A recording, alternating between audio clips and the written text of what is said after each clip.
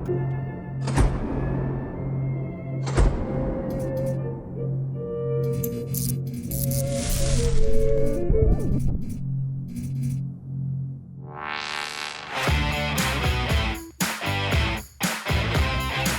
going on, CAF Plus YouTube members? It's your boy, Matt DiTullio, host of Collector's Cash, and I am extremely excited to bring you episode Hard to Believe number 7. This one, we are going to go over slabs, Cels, original art, and everything in between, and I'm very excited to have my newest guest, Yaniv, aka StreyFlexin on Instagram. Yaniv, what's going on, brother? What's up, Matt? Thanks so much for having me. Oh man, I saw some of the previous episodes, so this is gonna be fun. Oh man, thank you. I've when I first got the idea or knew that I was gonna have a show, you were definitely a target for me to have on. So I'm very excited that it worked out inside the first 10 episodes. I know you're a busy guy. But I've been following you on Instagram for a while, and I really admire the variety of your collection. You have books, you have Cels, you have dougas, you have painted fine art, you have original traditional comic book art, and everything in between. And one of the things that I'm trying to do myself a little bit is, because my collection is kind of based off of painted comic book art, I'm trying to take the blinders off a little bit and move in the direction of seeing some other narrative arts that are out there that speak to me. And I've been more getting into some animation cells and drawings, dougas or storyboard material, things like that. And I'm very excited to have you on the show to go over the range of your collection and a little bit about how you got into collecting and what maybe got your taste buds fired up of what you wanted to collect and how you opened up those doors. So I'm going to kind of pass the floor off to you. And why don't you tell us a little bit about how you started collecting and like what got you going? Sure. Yeah. Thanks, Matt. As you said, my name is Yaniv. I go by StreyFlexin Collectibles online. You can find me on Instagram. I've been posting there for about 10 years. It's funny because when I joined Instagram, the comic community was definitely a lot smaller back then. And the comic art community was almost non-existent. I mean, there was like 3 people that were posting. Instagram, yeah, on Instagram, on Instagram, not in general, but just on Instagram. And there was like a very few people that were posting art, very few people that were posting Golden Age. And so it's kind of interesting just seeing the shift over the last 5 to 10 years of how much social media has been playing a big presence in our hobby. So that's been kind of fun. But I've always loved superheroes as a kid. I've watched the cartoons. I grew up with the 90s X-Men and Spider-Man shows. I'm a 90s baby, so it's kind of what I grew up with. Me too. Normally everybody gives me crap for that, but not me, buddy. You understand it. You get it. Yep. Hey, we're the future generation. We got to keep this hobby going. We're just getting started. We're just getting going. It's just the beginning. Yep. So, I grew up with all the shows and, played the video games and read the comics. I've always loved superheroes, especially Spider-Man, and loved the Ninja Turtles and all that. And, as I started getting older, I was like, let me look into maybe collecting. And I was doing some, just kind of garage sale hunting. Mm-hmm. And I was going around and I found a box of comics there, and the guy was willing to sell me the whole box for like $80. I was like, oh, this is cool. I get a whole box of comics for $80. So I bought it. It kind of got me hooked. And I started going through them, and I started going through the guide, and like, oh, this is key. Like, this is, this person's first appearance. Oh, this is this. And as I started kind of getting more into it, I'm like, oh, you can go on eBay and you could buy these books. Oh, and then, look at the values. I'm like, wow, like I would never own that. And just slowly kind of getting more and more, I guess, deranged. You're just getting more sucked in. Just more sucked in. It just keeps reeling you in. I'm like, oh, this is cool. And then I'm saving up to buy the next big book and the next thing that I want. And I remember the first big purchase I made in the collectibles community was Turtles #1, first print, Ninja Turtles #1. And, that was wild because, I was in Canada at the time, and I ordered it. And I didn't realize that there was customs to pay. So when I got it in the mail, my heart sank when I was like, oh, I finally got this. And they're like, sir, you owe $300. I'm like, $300 for what? So it was a big thing, getting that book for me, and finally being able to get that grail and learning about the differences between the printings. And so that was kind of like the first big thing that kind of got me started. And then slowly from there, I I evolved in my collecting. I met some other friends and mentors that kind of guided me, and they were showing me some of the art from the Golden Age. And I remember I got my first Golden Age book was a Schomburg cover, a war cover. It's Schomburg. just phenomenal. I mean, it's insane. I mean, the amount of detail and work that he was able to put in these covers, and he was able to do these covers week after week. I mean, Stan Lee said he did about 500 covers or so. I mean, just incredible. Yeah, and he always outdid himself every week. And as I was going through some of the World War II art, I was like, oh, this is really fascinating, because I've always liked history, and I've always, I don't know, found it very fascinating. And, when I was in history class, learning about all the different wars. And so being able to kind of relate that to comics, and they're propaganda comics, but they're also for the war effort. And then, then they went from 2 staples to 1 staple to save on the lead and then recycle the paper. It's just, it's a whole new world. Think about what you just said, like back then, had to go down to 1 staple for comic books to conserve like metal and lead. Like it was such a different time. That's why like finding these Golden Age books or these Golden Age covers, like just a lot of them didn't make it. They didn't make it through the years that it took for people to find them collectible or valuable. And when I say people, I mean the masses or a small pocket, because, I remember you said you remember your first big purchase was TMNT. Mine was FF5. And I remember hunting that book down and looking on eBay and saying the same thing, like, I'll never own that. Like, oh man, they're asking way too much money for that. And I remember like it was the first book I ever spent over $2,500 on.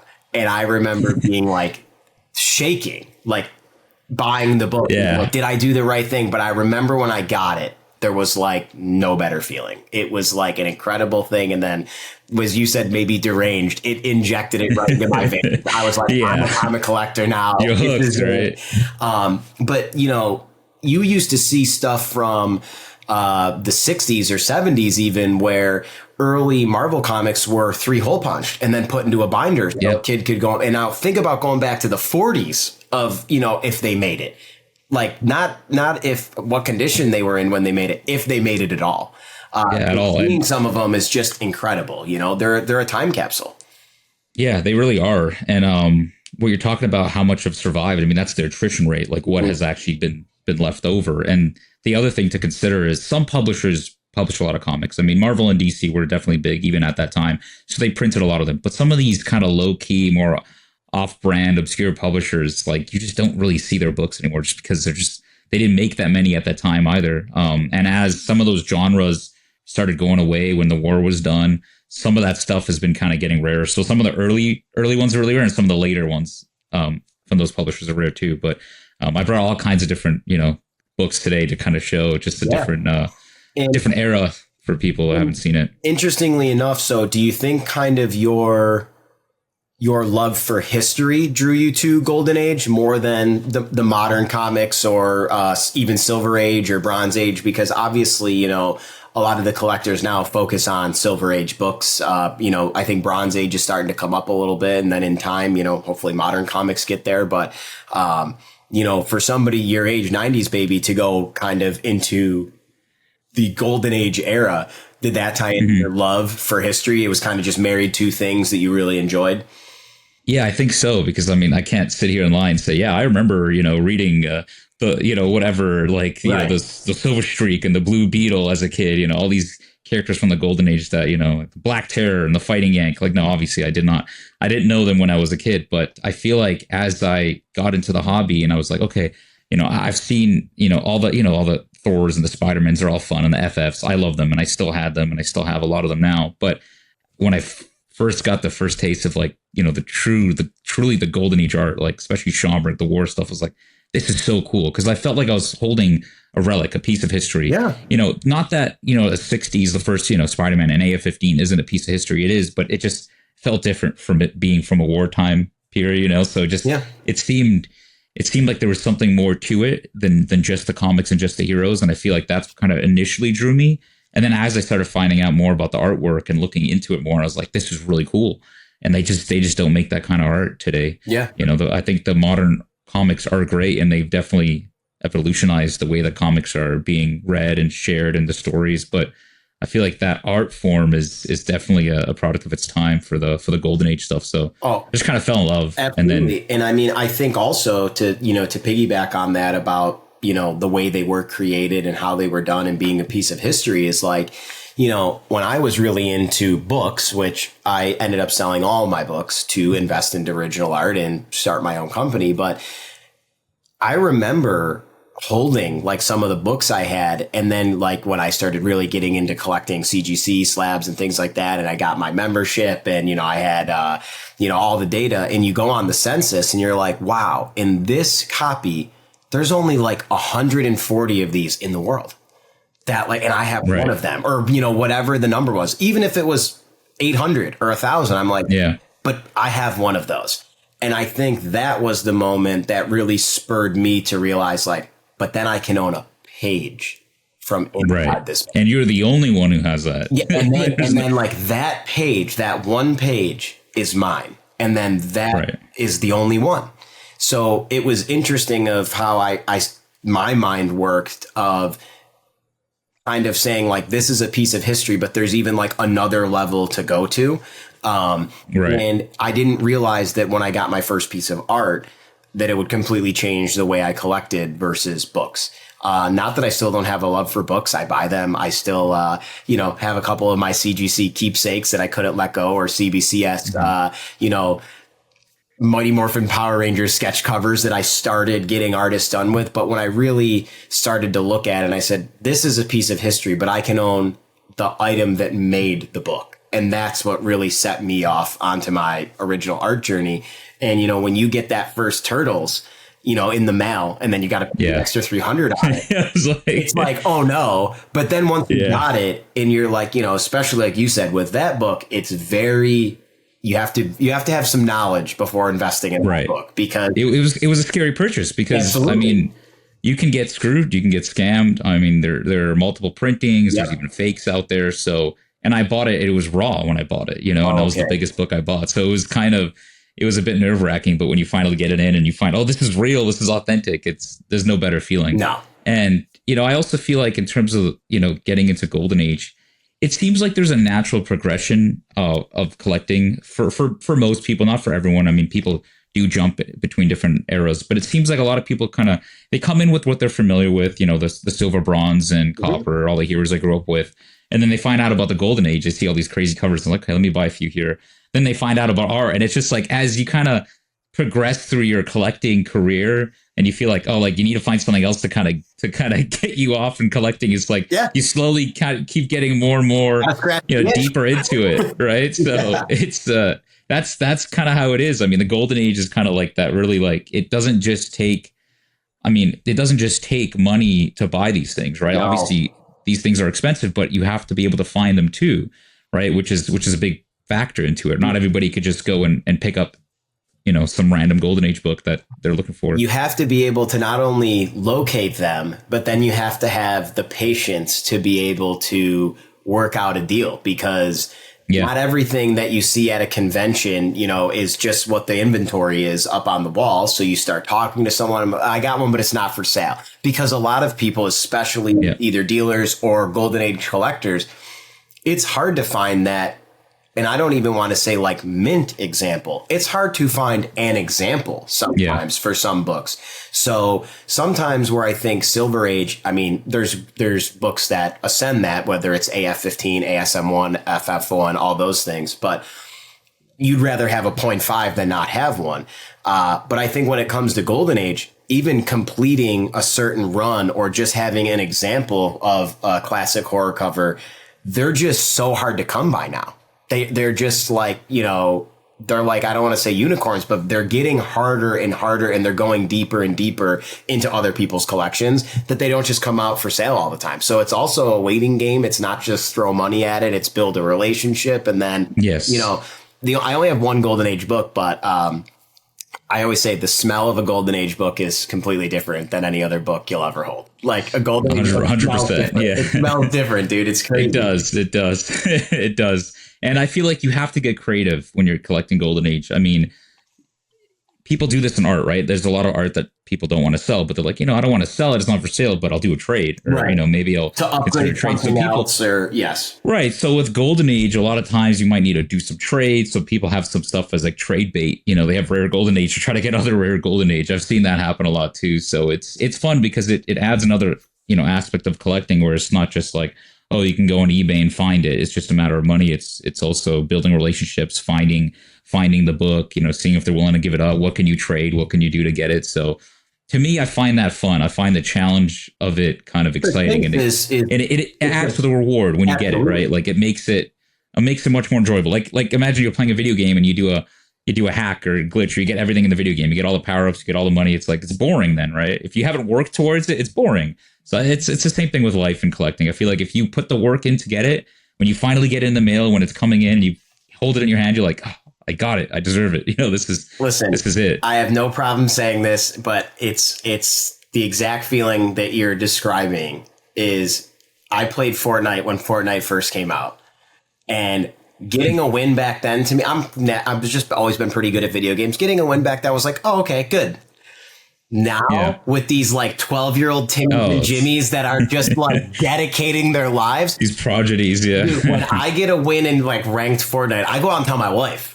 Like it's an event, yeah. I'm like, honey, we did it tonight.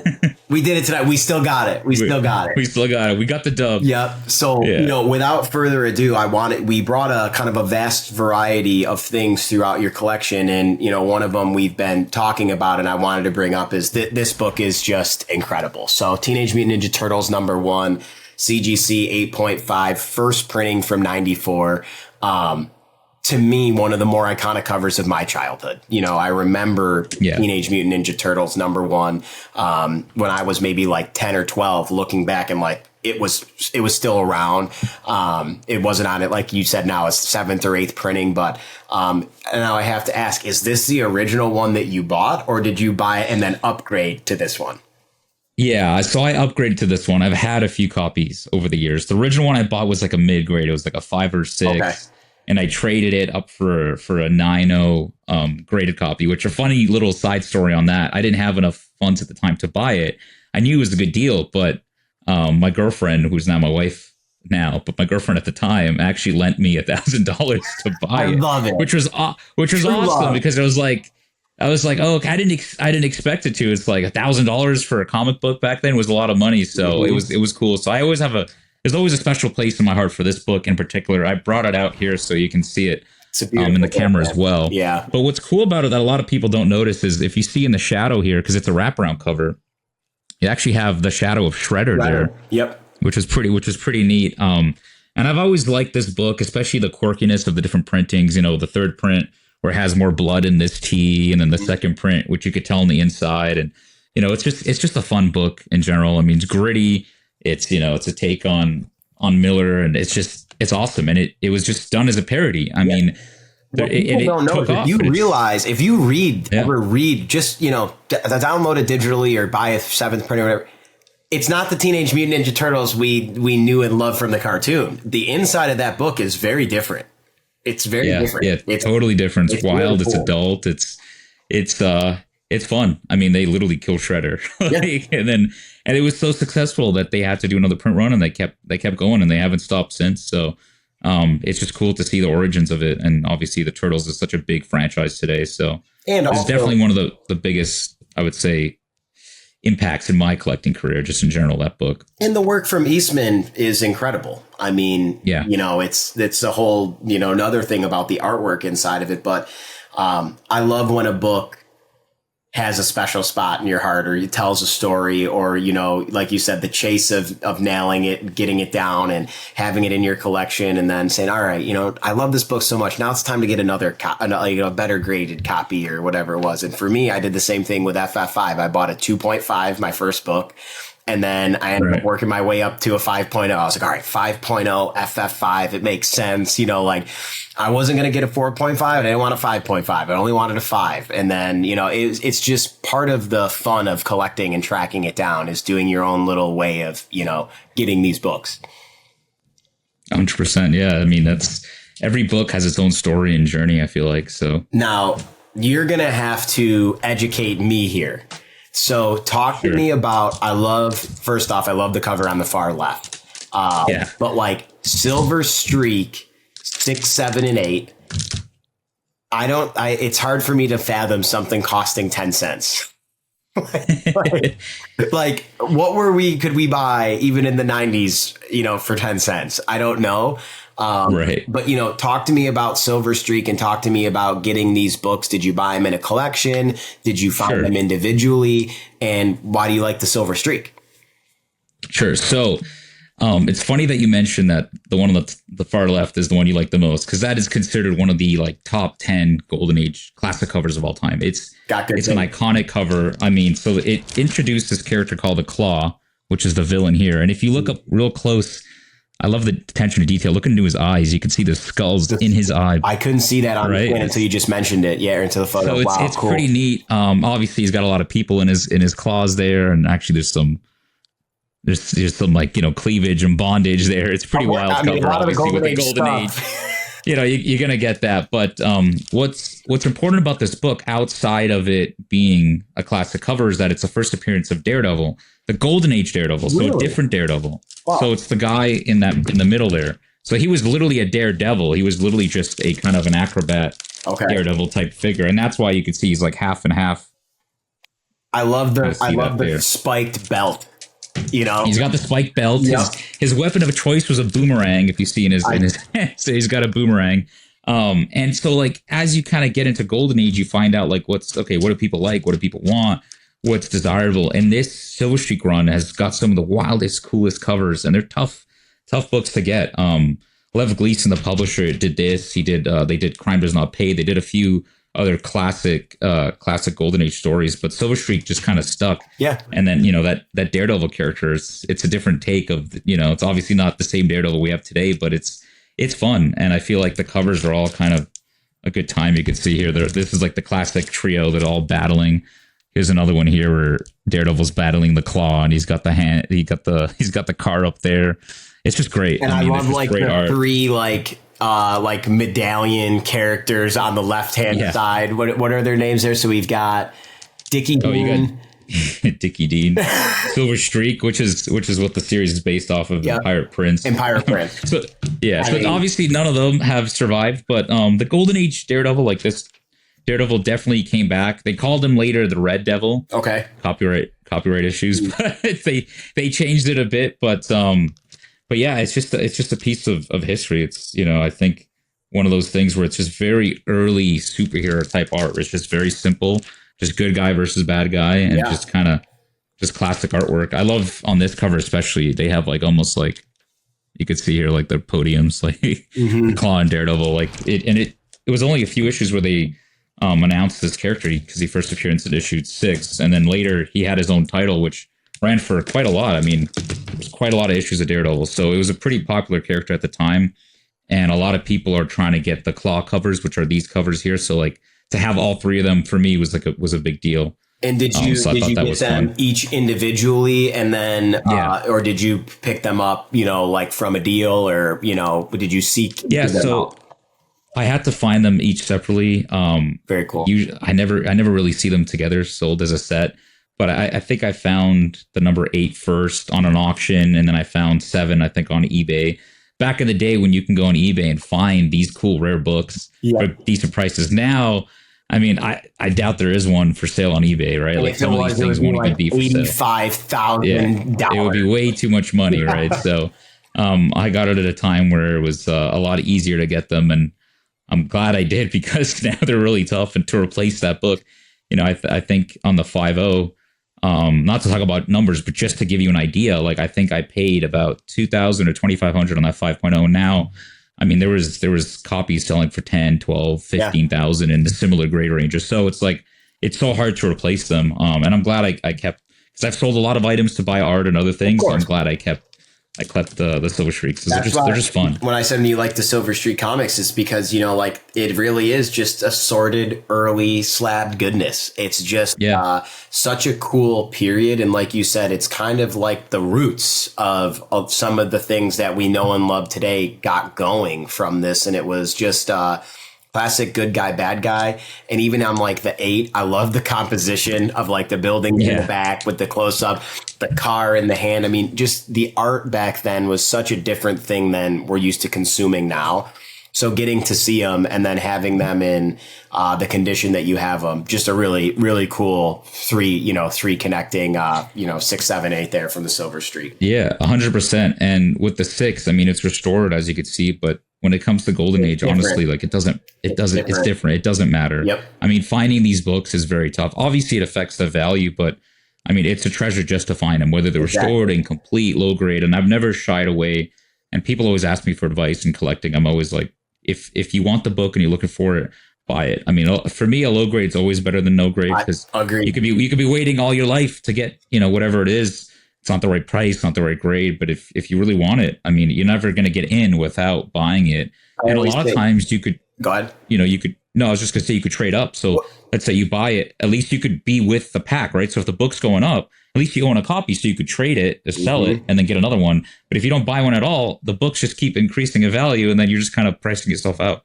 So I always say an example is better than no example. And like something for me that, I'm still hunting after, my example is like, I want a Frazetta, whether it's a sketch, whatever it is, I'm going to get one. But my end up goal is I'll never be able to afford like a published cover or something like that, but maybe like a painted preliminary from the 70s. Cool. But as you said, you have to start somewhere. And I've realized that maybe I've been being a little too picky in some cases. And, sometimes it's just about making that move. And to speak to rarity, these are really cool. Like, this is something that I did my own research on back in the day when I was collecting books, because I had seen this, and I really didn't know when I was going to conventions like what NN meant. I was very confused. Mm-hmm. I didn't know if that meant there was something wrong with the book or, it was something crazy. So when you sent these over and possible images for the slides, I was guaranteed picking these because these are very unique. So first off, NN stands for no number. And there's no time when it was published, like on a regular book, like a month. There isn't like a 446 or whatever, a 499. These books were an annual book, correct? Yeah, these in particular are annuals. A lot of no numbers tend to be annuals because there's no number, right? So it's like a one-off. It's usually a one-shot. It's like a one-off thing, right? Because it's not a traditional numbering sense. Oh, this is issue 6 and 7. This is just no number. It just a one shot. They just came out. It came out. They just did it. And these are very, very special in particular. Timely in general is very high collected. So Timely is the Golden Age. Timely is the Golden Age precursor to Marvel, right? Yep. So it's what Marvel was called before they were called Marvel. They were Timely comics. And they're some of the most collected, coveted covers. I mean, the one on the right, the Marvel is a Schomburgers cover. The one on the left, I think it's Sid Shores, I believe. But they're just great war books. Yep. And so what's special about this is these are actually, like we said, these are annuals. And a lot of people don't know that these titles had annuals. I mean, it was rare to have annuals in the Golden Age. Very few annuals are out there like, today are more modern, even bronze and silver. There's a lot more annuals. But back then there weren't too many. And they're square bound books. So it's hard to see here. Oh, wow. Yeah. You can kind of see this. You can see the thick spine. It even says Captain America on the spine. On the cover, it says 128 pages. It's very thick, very special. And what they did was, if you read it here, it says reprints Marvel Mystery 33 and Captain America 18. So Captain America 18 is the story to this cover, and Marvel Mystery 33 is the cover to the other Marvel Mystery book. So they reuse those covers and they reuse those stories. Some of these, I don't know if these in particular, but some of them have different issues in them. Sometimes they'll use, what they did was they will take like kind of recycled books that they've had back, and they'll just reprint these stories in the annual form. They'll just give you more stories, so you have to pay more. So if you notice it, instead of 10 cents, it's actually 25 cents. I did notice that. Yeah. So that's another thing. So like, if you think about it, I mean, if comics were 10 cents back then, like what parent or kid's going to spend 25 cents, right? If they could just spend 10 cents, right? So it's a lot of money for them back then, right? So a lot of these didn't survive. A lot of these weren't made.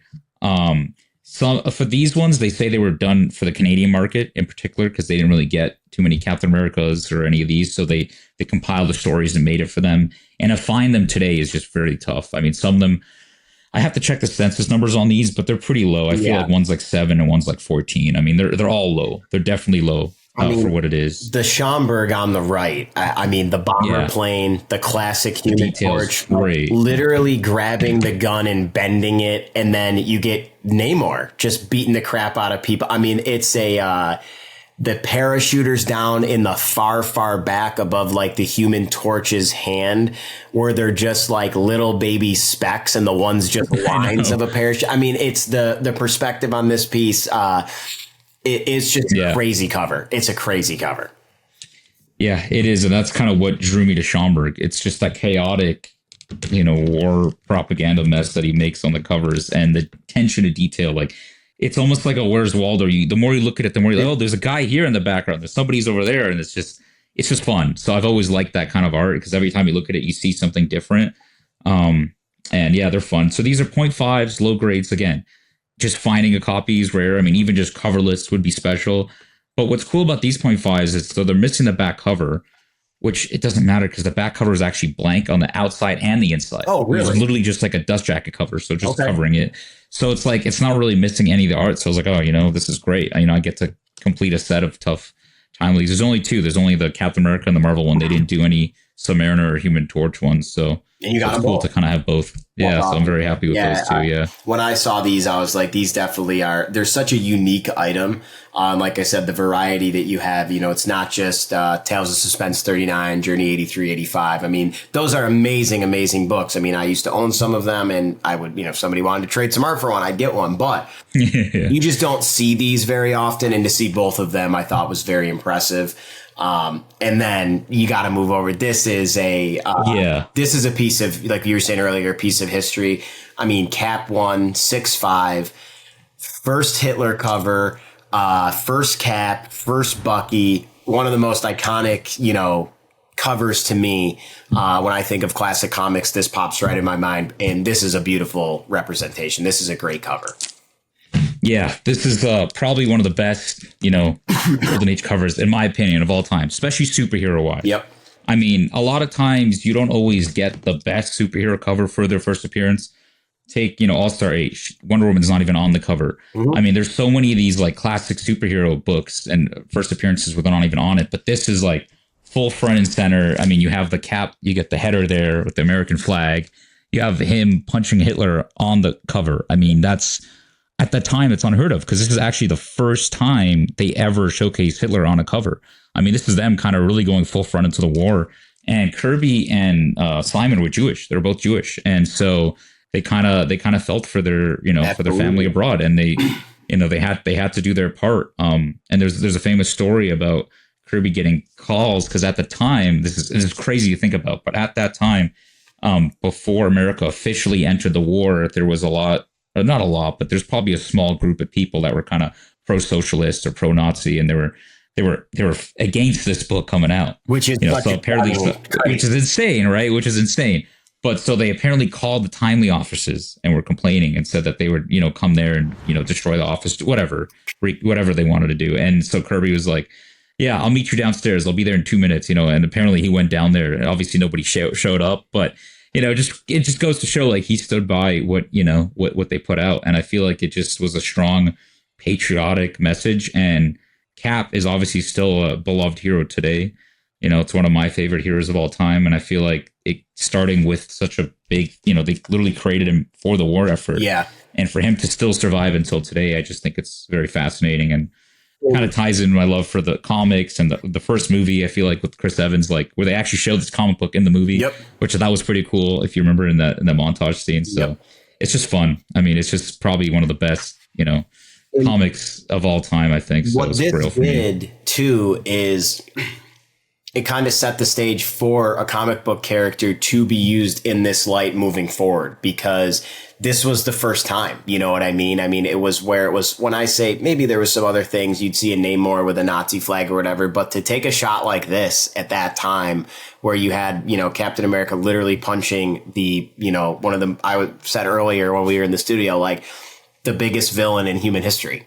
Oh, Yeah, like the worst person ever. He is a true villain. Yeah, exactly. Right. And but then, you know, on another take, as you're looking at it, you're seeing all this, and then you get this little guy in the bottom, you know, corner saluting, and you get first Bucky, who then goes on to be the Winter Soldier. I mean, it's just such a there's so much wrapped up in this book, and for you to own you know, a copy that not only own a copy, first off, is amazing, but to own a copy that looks like this, because I've seen a lot of Cap 1s throughout the years that coverless, ripped to crap, whatever it is. The colors on this look great. It's a phenomenal, you know, representation, and it's one of the better looking Cap 1s I've ever seen. And it's a piece of history. It's real, like we said earlier. Art is for sure, but this book especially to me it's really it's something special. Yeah, I agree. And also it's the first Red Skull appearance, which is cool too. Obviously one of the biggest Marvel villains. And as you were mentioning about seeing different Cap 1s and the different copies, a lot of times the cover's faded. Yep. The reds aren't as nice, the blues aren't as nice, and so or the yellow's really dull. Yeah, yeah, really dull. So I've had a few copies over the years. I'm fortunate enough to have, and so I finally was able to find one that I'm settling with. Like, this is it. This is the perfect copy for me. Amazing. And it's cool. It's a pedigree copy too. It's I was going to ask you about that, which I didn't notice until right now. So explain to me. It's the it's the Davis. Yeah, it's a Davis Crippen pedigree. This book did have some restoration, so it's got some moderate resto. Nothing too serious. Doesn't have any trimming. Doesn't have any giant pieces added. Like, it's very small stuff. Generally, they do stuff like around the spine area. So like the restoration on this isn't too bad.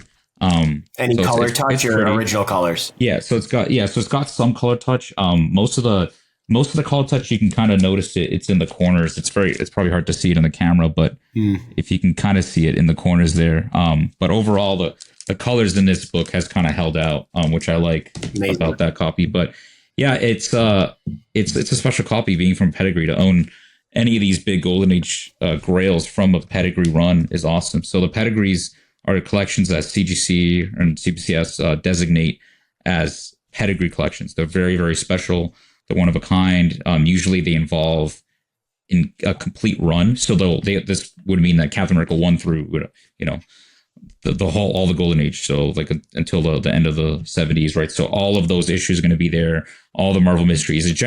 It's almost a complete run of comics, and they had to have been kept in a specific conditions for it to be stored in this shape, right? And so back in the day too, when these things were selling, people would do some restoration and touch them up. So you will see some mile highs and some pedigrees like this that have restoration, but that was back in a time where it was more normal to have restoration. Yes. Nowadays, obviously, it's a bit different. You know, it's with the whole purple label of death thing. You know, it's got a different connotation to it. But back then, I mean, it was very normal for these books to be restored. And I also and this is one of those examples. With a book like this, again, does it affect the value? Yeah, but of course, yeah. Not like it would on another minor key or something like that. When you see a copy that looks like this, that has minor restoration on it, to me, it's not something that sways you away, because how often do you see one? How often do you see one that looks like, you know what I mean? And it's from a pedigree. Just a really awesome book. And when you sent this one, I was like, yep, I've actually, I've seen this book before, and I was like, I hope he sends this one over. So it's a stunner. I knew you had this in your collection, and it's a feat to own it. So congratulations, man. It's a beautiful copy. Thank you. I appreciate it. Yeah. Any copy is cool. Especially, one I was trying to find with good colors. So glad I got this one. Restored or not, it's still one of my favorite books. And I feel like, restoration, just a little tidbit about restoration, you should definitely look into what the restoration is. Because, this one's got the slight moderate, but there's some that have a lot more, some that have a lot less, some that have trimming, some that don't. So if you kind of see what you like, what you don't like, you can kind of help make a decision on buying restored books and which one you want or not. Yeah, and when I've seen restored books, a lot of them now will tell you a little bit, but also even for regular books, I always say if you have any questions and I wouldn't say this for a regular copy of something, but if it's a Grail book for you or something that's very important, don't hesitate away from looking at the grader's notes or buying the grader's note. Yeah. It's a great way just to make sure you understand exactly what you're getting. And I, with anything I say, I've said it on the show a million times, and I'll continue to say it, is like, you just do your research. before you make a big purchase or something that you're uncomfortable, do your own research and make sure that you do all the things you can do to make yourself as comfortable as possible before you make that purchase or pull the trigger on whatever it is you're collecting. Mm-hmm. Now, speaking of slabs, but moving into something different, this is pretty awesome. So this is Weekly Shonen Jump number 51, 5-0 in a Beckett slab. A lot of people will recognize this. Maybe some won't. This is first Goku and first Bulma, correct? Yeah. First appearance. Yeah, that's correct. Weekly Shonen Jump number 51. And I mean, look at the colors. I mean, the first thing that I see in this is the colors are just incredible. I mean, I absolutely love it. And I wasn't even aware that Beckett was slabbing Shonen Jumps up until I would say about 3 months ago for me personally. So it's really cool to see this because this is it's a very unique copy. It's a very unique book, and a lot of Shonen Jump 51s are from that time. They don't look like this. They're bent. They're rolled over. I mean, they were right. People were reading them very actively. So this is really cool. Yeah, I think it's fun too that now that Beckett and more companies are kind of seeing the value and the demand for anime and manga in general. So having them grade it, I think is very cool. It's a giant slab. I mean, the slab itself. I was about to say, is it bigger than a magazine slab? Oh my goodness. Look at the thickness, bro. It's huge. Look, so this is my cap. And this is it's like 5 of the caps. Dude, it's insane. So like holding this thing, it's like a brick. I mean, it's amazing. But kind of get some. It really is like a cinder block. It's like a brick, dude. Like a paver stone. It is. That is cool. Huge.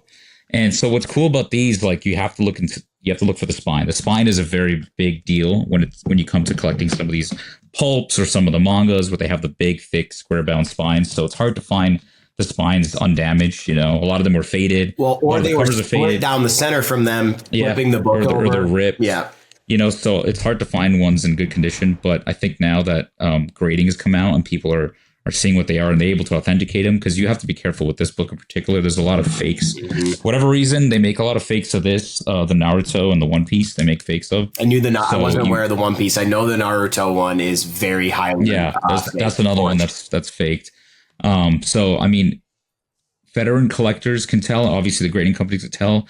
And so if you're unsure, I would say stick with buying graded or stick with sources that you can trust. Because it's very easy to get screwed on this book. And, I wouldn't want to see anyone get screwed. If you have any questions, you could always DM me.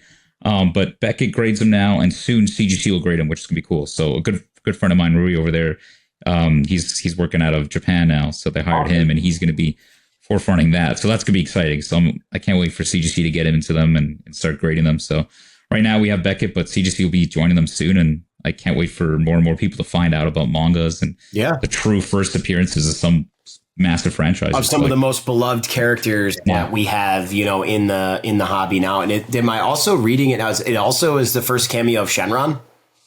It is, yeah. I didn't know that. I did not know that. It's cool. I've read the book, so like I've had. I mean, can't read Japanese, but I flipped through it, so I've seen the panels, and it's cool because it's almost like a 1-to-1 to the show. I mean, they've really used a lot of Toriyama's art, like almost directly to the show. Everything is very, very similar.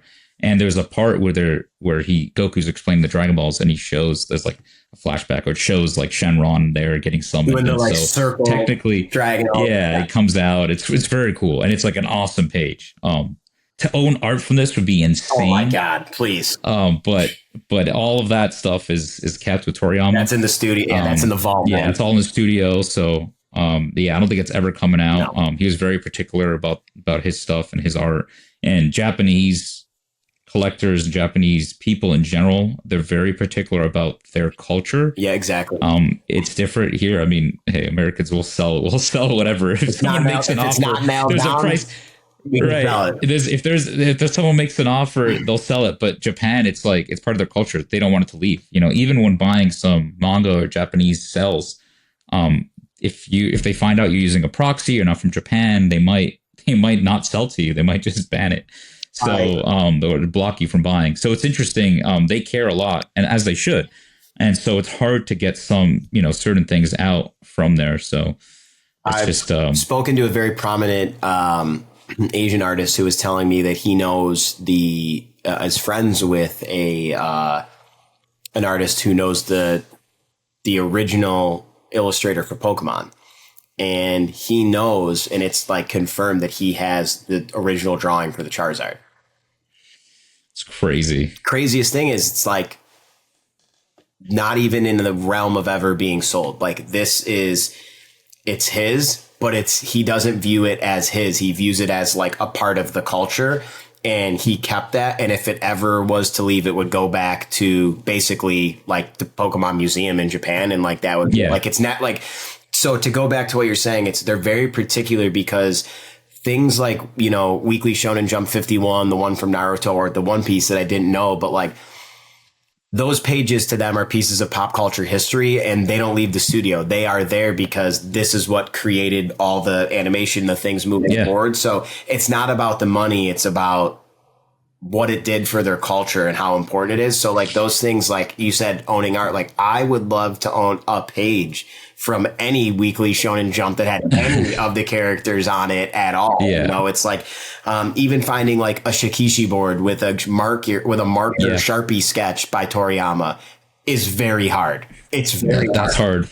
I mean, that in of itself is a grail and sells for a lot of money. I mean, it put, as crazy as it is, these like this show and the manga and the anime, all of that put Japan on the map. I mean, it was a big deal. Like when Akira came out, like Japanese animation was like exploded, right? It was a big deal. And Dragon Ball and Pokemon, I mean, it literally is embedded in their culture. Absolutely. I mean, it really is. As it may seem kind of silly, because I mean, it's a whole country and these are just cartoons, but no, I mean, it played a factor in a lot of people's lives, and it influenced a lot of people, influenced a lot of shows. Dragon Ball itself was influenced on Superman too. I mean, they said that like kind of Goku being an alien with the pod and all that, coming to Earth, and he's got superpowers. I mean, there's similarities. There's some similarities there too. So I mean, everything is kind of connected. But I find it just a big part of culture and pop culture in general. So getting the manga and then later the animation cells, which we can talk about too, is I feel like another big part of that. Well, I mean, to transition over, perfect one. I mean, these are some of the cells that we have here are just, again, historic to me. This isn't a Super Saiyan. This isn't a Kamehameha. This is, for me, storytelling. Dragon Ball was a storytelling show. It was incredible from start to finish. And like, I have artist Simone DeMio with me. We were just speaking about this. We were talking in the studio, and, go back and watch Dragon Ball. It's a phenomenal story. Like before any of the transformations or the beam attacks or whatever it was, like Goku and Bulma, like going through life. It was an amazing story. And like the power pole was his, amazing weapon. Yeah. And like, but this cell for me, I love it. I love the car. It's Bulma's face in 80% of Dragon Ball. She's just yelling at Goku, most of the time. And Goku's bringing this huge fish that he caught like by himself instantly, and like Bulma can't believe it. It's just it's an amazing cell. And now, is this matching background? It is. So here, I have it with me here. Because the background, I wanted to make sure it wasn't a scan. The background is a painted piece of art. It's a painted piece of art. It's a piece of art by itself. 100%. All the original backgrounds were painted. Mm-hmm. So, and to me, this background is just so Dragon Ball, so early Dragon Ball-esque with the mountains. I mean, it's just very iconic. Yeah. And like, you can see that by itself is art. I mean, what a painting.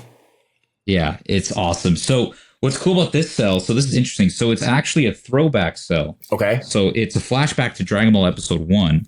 So this is from the last episode of like the original Dragon Ball series. So the last of the original Dragon Ball series. So GT. Okay. So it was the last episode of GT where Goku leaves with Shenron and he's remembering back to the early days. And this is an kind of like a repainting, like a redrawing, a kind of like a new shot of Episode 1 from Dragon Ball with the car and the fish, because this is literally what you see him like in the beginning. Oh God. And it's awesome. And it's got it's a matching background, and the cell is actually a freeze frame. So it's an end cell. The only thing that changes is Bulma's mouth. So there's just like different, like her mouth opening and closing because she's yelling at Goku, obviously, as always. So it's a very special piece. And to me, collecting cells, what I like even more about the cells is the background. It's even better. I mean, it's all fully painted on a board, and they're just phenomenal. It kind of sucks you into that show and that atmosphere. Absolutely. And I think that's where I'd done an animation art episode with our buddy Brandon, and we talked about it, is like, when Akira came out, it really showed what a background could do for a show or for an artist or for a scene. And then it just changed the visual experience that you were able to have. And I don't think, now we're so used to digital and copy and paste and drop and Procreate and all these amazing tools, right? But to create these shows back then, it was a true labor of love, because these backgrounds were worked on by, day and night by a studio of people to then have original things painted over them to then create the show. It's just such a special thing. It's very cool. It is. I don't think, modern animation can top, I feel like, the level of quality and care. Great word with care. Like the amount of attention to detail to bringing something to life on these are incredible. Yeah. I mean, I just love it. It's so analog. Everything digital now. I mean, everything gets kind of cleaned up. Everything looks too perfect almost. Mm-hmm. But when you have these paintings and you could really like zoom in and see the difference, it's just great. I mean, the quality there is phenomenal. And I feel like when you collect Cels, if you can get into the original backgrounds and then the matching backgrounds, which is literally what you see on TV, because that is the shot. That's it, right? So I feel like that's, for me, like top tier. That's the best. It's as good as you can get. It's kind of like getting a pedigree book. It's just like a 9.8. It's what you want. So, and then another one here. I mean, this one is, when we were chatting before, I remember where I was watching this episode for the first time, watching Goku with the halo, screaming, his lungs out for what seemed like a 20-minute episode that shook the earth, to see him, transform, lose the eyebrows, long hair, and become like the most confident Goku you had ever seen. Though it might not have been the most efficient form or, the most Super Saiyan 3 for me was just an iconic transformation. And for you to own a Cell, especially one that's this clean and this great, I love this Cell. It's amazing. Yeah. It's amazing. Yeah, no, I concur. I mean, I feel like Super Saiyan 3 was such a drastic difference. Super Saiyan 2 is very similar to 1. Yeah, a little lightning, a little more vertical hair. Yeah. It wasn't that crazy of a difference, but when you got to 3, and then, he's like, and you can see how serious he is in this face. Goku's all like funny and geeky and, he's always giggly and super playful, but now you can see he's like, the shit's on. It's real, so it's an iconic form. I mean, I just, everyone remembers going to school and like talking about Dragon Ball Z and the transformations. And so, yeah, to own like such a good shot, like a profile shot of him in this form is a grail. It's a dream for me as well. And I feel like when it comes to collecting Cels, so like what a lot of people look for is either going to be some really good action shots, but people really like the close-ups. Yes. I mean, a good close-up, because you can have Cels where like the character's small in the background or something else is going on. But when you have a good close-up, so either like a bust shot, usually from the chest up, or a profile shot like this, I mean, that's kind of like prime Cell collection. I was just about to say, a really good shot. There's a lot of busts out there, or a lot of like, frontal torsos, because a lot of that was done the way it was animated would be like, it start at the knees and then kind of pan up a little bit, or whatever it was. This is maybe probably the only one I've seen of Goku Super Saiyan 3 with a full profile. Because a lot of the way they shot Goku was from like the boots up to his hair, or from it's kind of front on. Yeah, from straight on. So this is a very unique like perspective, and it's such a cool thing for me with Cels. It's just like I know guys collect how you want to collect, do what you want to do. When I buy a page, if it's very important for me in my personal collection, I'll frame it with a page from the book below it, so you can see it, what it looks like.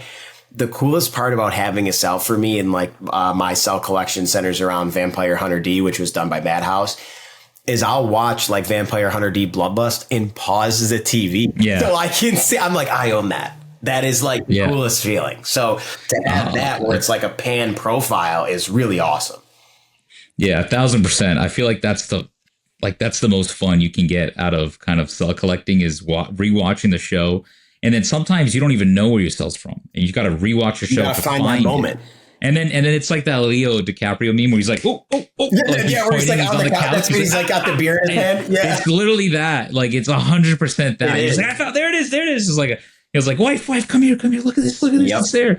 And it's cool because you actually own what you're seeing on TV. It's an actual like piece of production art. Like that is crazy. Think about, like nowadays, all movies and cartoons, you can never own that. But like back then, literally 1-for-1, what you see on TV is what you have in your house, what you're holding in your hand. You put it on your wall. Like it's mind blowing. And I feel like that's the biggest power of cell collecting. I just feel like it's just to be able to own nostalgia, like even more so than just, the comics. It's a different type of nostalgia, like growing up watching these cartoons or the movies as a kid and then having that scene that you remember on the wall. I mean, it's like, that's another feeling that you just can't beat.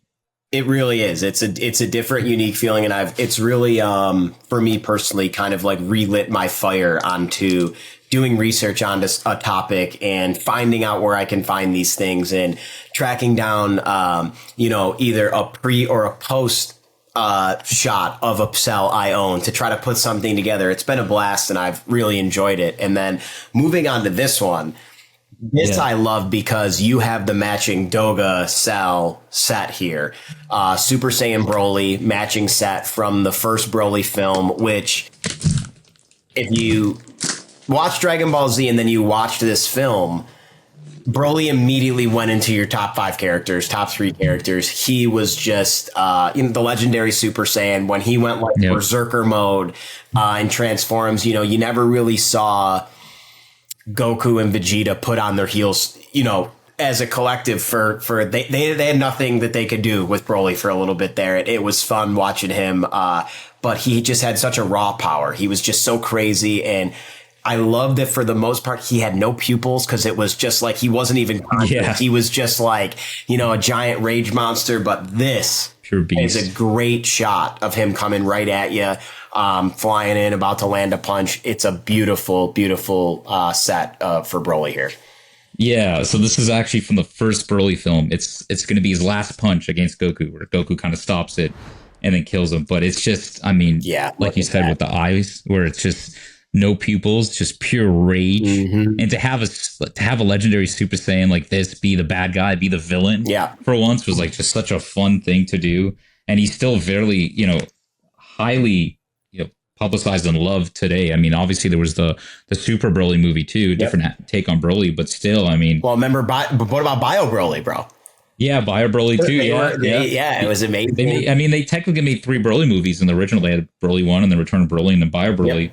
I have a slip case that I got at like FYE or Mixed Media Play back in the day, and it was like the 3 movies in a thin and all together into a slipcase. Yep. Oh, that's cool. Yeah, it was awesome. Cool. It's fun, man. We all remember watching them as kids. Why I brought this one out is because, like you said, it has the matching douga, but it's cool because I could actually kind of show you the differences. If you see here in the corner how it says A7, and you see that the 7 is circled, so that's the cut number. So when it comes to cell collecting, all the cells in the drawings are going to have a cut number. So they're going to have a letter, and then they're going to have a number. So the letter is the layer. So A is going to be the most bottom layer.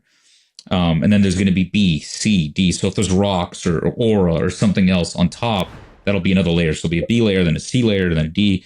Sometimes they go further, but usually they keep it down to a few layers. This one's just 1 layer. And then 7 is the frame number. So it's a 7th frame.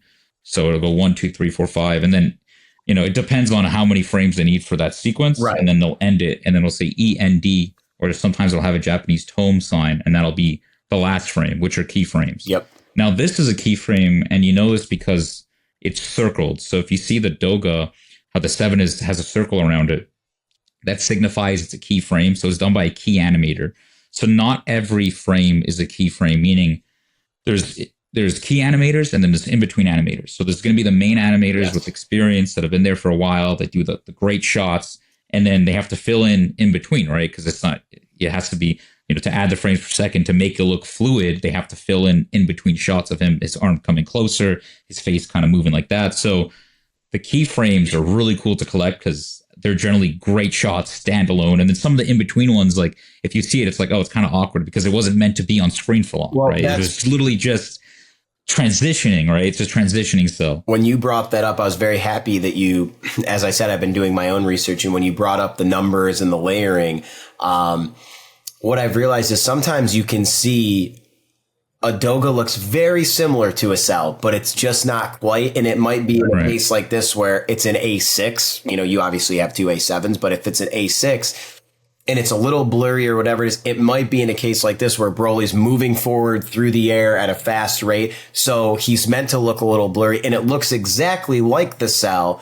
but it's not that top frame, key cut, cleaned up animation that's going to be on the screen for when Goku catches it. And then it goes back to Broly, and it's a 3-second shot of him like that, where it's just perfect. So it looks close and it's real close, but it's just not that exact one. And that was something where doing my research, I realized how I said earlier about being a labor of love and really the attention to detail, because some of these shots, like you said, I have a couple cells that have 4 layers.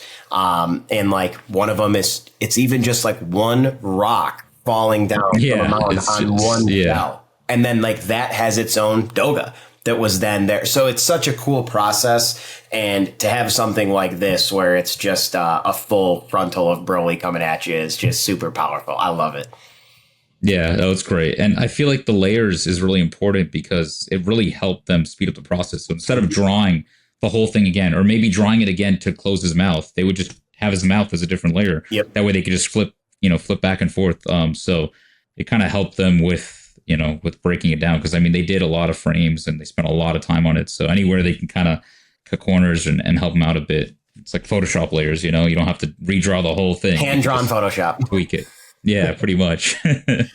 So moving to the next one of the most iconic fights, in my opinion, in Dragon Ball Z was Majin Vegeta versus Super Saiyan Goku. This is a matching set. I mean, the aura here, Majin Vegeta is my personal favorite rendition of Vegeta. I think a lot of people's, his character arc through the whole show, Vegeta's, in particular is amazing. But the Majin arc where the darkness gets reawakened and he feels like he's soft and he lets Babidi take control of him to bring him back to his true Super Saiyan roots, or his true Saiyan roots, to, kind of unlock it. And this fight was just an awesome battle to watch and to own the two. I mean, these are the two best characters in Dragon Ball Z history.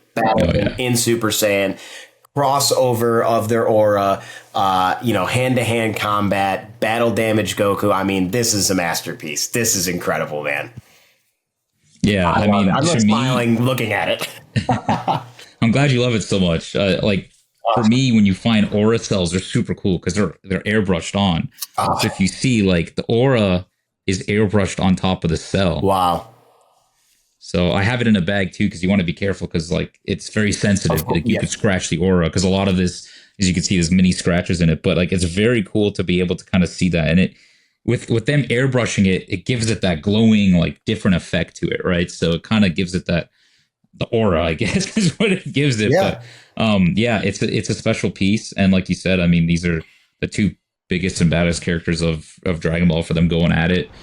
Finally, again, this is their first fight in so long, like first real fight that they had in a while. They had sparred for, to train to get better, but Vegeta was really trying to kill him here. He was going after him. He was. He was going after him. Yeah. No, it's great. Yeah, and just, I love it. It's not the level of Brandon, Bro Namet's Majin Vegetas. He's got the best Majin Vegetas. Yeah, I gotta give him the crown. He's been working on specializing that collection. Yes. But it's fun, and that's what's cool about cell collecting, is you can choose what you like, right? So like, there's some people that only collect Broly's, some people only collect coolers, some people that they like Majin Vegeta. They want to have the best, most badass Majin Vegeta collection. So that's what they go for. Is it Dave that collects Imperfect Cell? Yeah, I think hand-drawn Dave. Yeah. You see, like, and it's like, and there's some, like, there's some even quirkier ones where it's like, oh, okay, like this guy wants like every Puar cell. Okay, like that's what you like, right? I'm gonna go and some deep cut for me. I don't own anything from him. I have a Vegeta cell, I have a Majin Vegeta cell, I have a Gohan and a Goku, both in Super Saiyan armor from the Hyperbolic Time Chamber art, which is dope. One I want, and I would want something very similar to see here. I would want a Douga and then the set of Transform Zarbon. I loved when Zarbon transformed because he was so beautiful and thought he was so great. And he realizes he's not going to beat Vegeta, but he doesn't want to do it because he's going to turn ugly. Zarbon was awesome. I loved him. Yeah, that's cool. That's a good point. I mean, that was kind of, it's very funny and witty. I mean, that was the thing because like he was like a model, you know, kind of. He was the most like, and then my beauty's too good to even fight you. And then he realizes that Vegeta is actually gotten much stronger and he can't keep up with him. And he's like, nobody's ever seen this form. And Vegeta still, you know, Vegeta gets clapped by him, inched to death, and then comes back and just wipes the floor with him. And I thought Zarbon was such a cool character early on. You know what I mean? He was very cool, but like you said, you get to specialize 100%. And you get to look after or seek out these individual frames or these individual cells of your, you know, character, whether it's Majin Buu or Imperfect Cell or, you know, the Ginyu Force, whatever. But something that's just iconic is a Super Saiyan Goku Vegeta battle scene. And this is awesome. I absolutely love it.